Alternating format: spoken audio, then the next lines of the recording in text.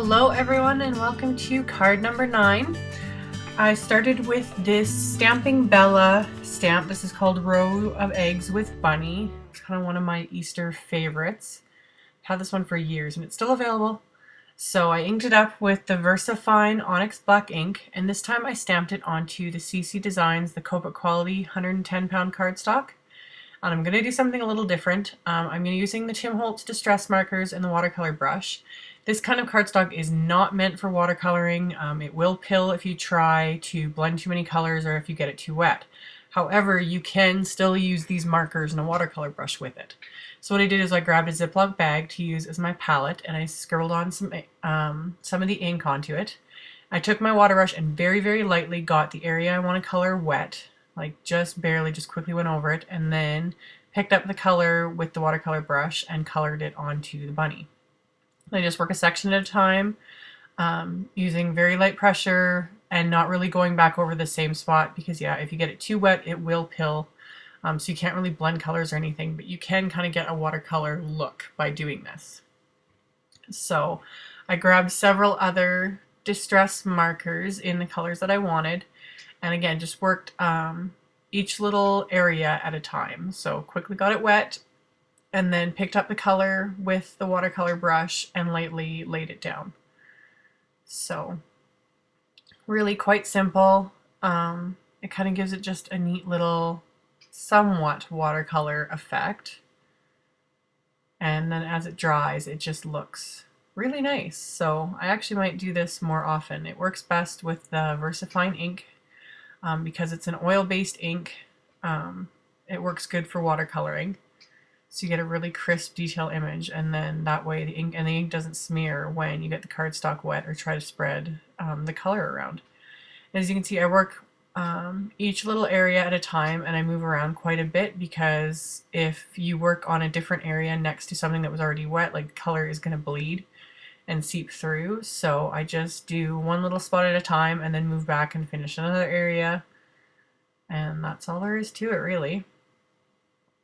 So once I've got all the little eggs colored, I'm going to go and do the grass. Very simple. Just got it just slightly wet along the bottom of it, then spread the color along just like so.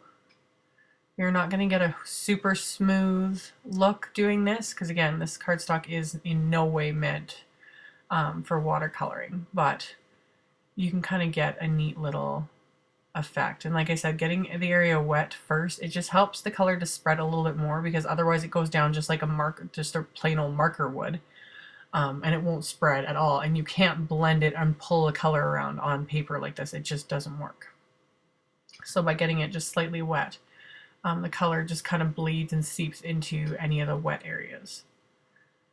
So go on, I finished all the little flowers, and those ones I didn't get wet ahead of time because they're just so tiny that I just picked up a little bit of color, scribbled it onto the flower, and then just left it as is. And then the tulips, same thing, just quickly blended the color, added a little bit of pink to the bunny's nose. And then for the background, I wanted a light blue, so again I still did it in kind of sections basically, got it a little bit wet, and then picked up, this is the Tumbled Glass Distress Marker, and spread the color on. So really, really simple, doing it section by section. It dries fairly quickly, so you don't have a lot of playtime when you do this. So yeah. Once I've got all the color laid down just how I want it, I just go back in and kind of add just a teeny bit more, not a whole lot, just to kind of finish it off. And then that's all there was to it. So once I've got it all colored, give that a couple of minutes to dry, and then go on to finishing the rest of the card. And you can see that just wipes off the Ziploc bag. You could leave it and use it later if you take care of it. I tend to leave stuff like that out and make a mess, so I just wiped it off with a wet paper towel, and that cleaned up the bag. I get asked a lot how I map my images. As you can see, instead of editing this out, I thought I would show it on camera. I just eyeball it. Like, I line up the main image onto the piece of cardstock, line it up on my cutter, and cut it, and that's all I do. Like, there's no measuring. I just eyeball everything. If it works for someone, measure. For the pattern paper for the card, I'm using the My Mind's Eye Lime Twist Happy Go Lucky. I used it on a previous card in this series. This is my favorite pattern paper collection lately. I love the color scheme, and of course this is like old. I think it came out last year, so it's not as easy to find, but I love these pattern papers. Just the color combos and the patterns and just everything about it. So I layered a couple of papers and then I cut this piece into 3, and the easiest way to adhere something like this to the card is to start with the middle piece, get it completely lined up, and then the other 2 are so much easier to line up so that it's as straight as it's going to be. And again, I eyeball it. If it works for you, measure, use a pencil to mark your lines, whatever works for you. But as always, I just eyeball everything. And then the main image, I adhered it back to the navy cardstock.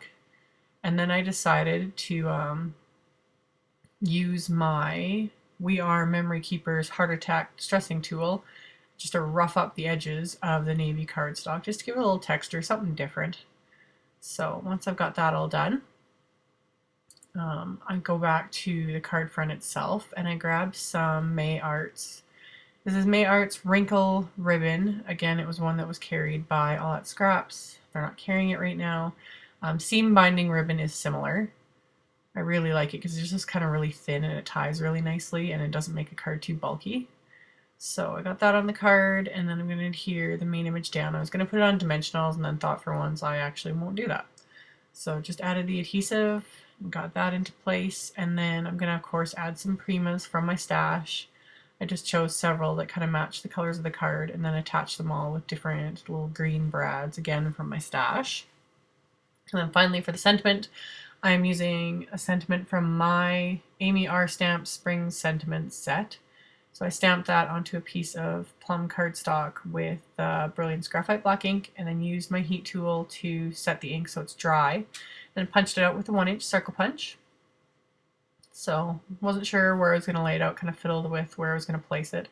Once I had my mind made up, just added some adhesive with my HEG gun, just like so, just to make sure I've really got it down, since I'm adhering it over something that's been roughed up, so it's not a perfectly flat surface. So I always add extra adhesive so it really stays. And then added a little tape over the back of the brads, and I'm adhering this to another piece of plum cardstock. So once I've got those 2 layered together, I'm going to adhere this to the card itself, which is again the navy cardstock. So got my adhesive down and got that in the card front. And as always, I had to add just a little bit of shimmer, so I grabbed my diamond stickles and just very lightly added it to different areas just to enhance the little design, just very lightly dabbing, adding it to some of the lines, keeping it fairly simple but yet giving it just a little bit of shimmer. So once I got that done, the card front is done. It's now time to move on to the inside. Again, just using some different pattern papers from the collection, and cut a strip of white cardstock for an area to write something on. And then this little Thinking of You sentiment is again from my Spring Sentiment set. Inked it up with the graphite black, stamped it onto that scrap of plum cardstock, heat set it so it dry faster, and then this time I'm punching this one out with the Stampin' Up! Modern Label Punch, one of my go-to favorite punches, and then adhering that to the inside, and that's all there was to it. So as always, there'll be a link below to my blog post with links to all the supplies used. Thank you guys so much for watching, and I will see you guys next time. Bye!